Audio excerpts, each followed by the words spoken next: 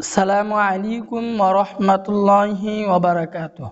সম্মানিত প্রিয় বন্ধুগণ, আজকে খুবই একটি গুরুত্বপূর্ণ বিষয় নিয়ে উপস্থিত হইলাম। যারা দুর্বল, অক্ষম, আপনি কোরআনের এই আমলটি করুন, অবশ্যই আল্লাহ পাক রব্বুল আলামিন আপনাকে সক্ষম করবেন। আল্লাহ পাক রব্বুল আলামিন আপনাকে শক্তি দান করবেন। তো আমরা আমলটি কখন করব, কোন সময় করব, এর বিস্তারিত বলে দেব ইনশাআল্লাহ। তো আমরা দেরি না করে আমরা মূল আলোচনায় চলে যাই। দেখুন, আল্লাহর উপর বিশ্বাস রেখে, ইয়াকিন রেখে কিন্তু আমাদেরকে আমল করতে হবে।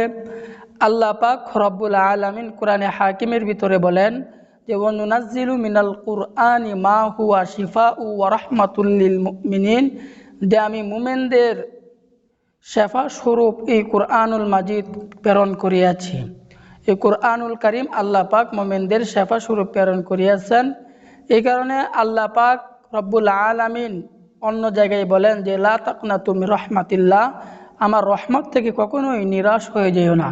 আল্লাহ পাকের রহমত অতি দ্রুত, অতি নিকটে, অতি দ্রুত আসে।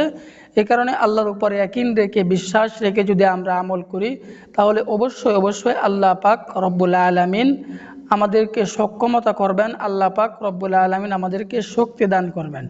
তো আমরা কিভাবে আমলটি করব, তার আগে আমাদেরকে সূরা নাস মুখস্থ করে নিতে হবে। আমরা প্রথমে সূরা নাস মুখস্থ করে নিব। সূরা নাস হচ্ছে কুল আউযু বিরাব্বিন নাস, মালিকিন নাস, ইলাহিন নাস, মিন শাররিল ওয়াসওয়াসিল খান্নাস, আল্লাযী ইউওয়াসউইসু ফি সুদুরিন নাস, মিনাল জিন্নাতি ওয়ান নাস। আমরা এই সূরা নাস মুখস্থ করে নিব।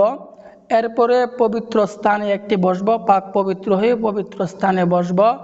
এরপরে আমাদের দ্বিতীয় কাজ হচ্ছে আমরা কলমি শাক নিব। কলমি শাক নেওয়ার পর ওই কলমি শাকটাকে একেবারেই পিষে আমরা 1 গ্লাস পরিমাণ রস করব। 1 গ্লাস পরিমাণ রস করার পর আমরা যে প্রথমে সূরা নাস মুখস্থ করছিলাম, এই সূরা নাস 7 বার পাঠ করব। 7 বার পাঠ করার আগে কয়েকবার দুরূদ শরীফ পড়ব। এরপরে আবার সূরা নাস 7 বার পাঠ করব। এরপরে আবার কয়েকবার দুরূদ শরীফ পড়ব। এরপরে আমরা যে কলমি শাকের রস করছিলাম 1 গ্লাস পরিমাণ, ওই গ্লাসের মধ্যে আমরা ফু দিব। 7 বার পরে ফু দিব। এরপরে আমরা ওই গ্লাসের রসটুকু আমরা খেয়ে ফেলব। আল্লাহর উপর বিশ্বাস রেখে, ইয়াকিন রেখে খেয়ে ফেলব। আল্লাহ পাক রব্বুল আলামিন অবশ্যই আপনাকে সক্ষমতা দান করবেন।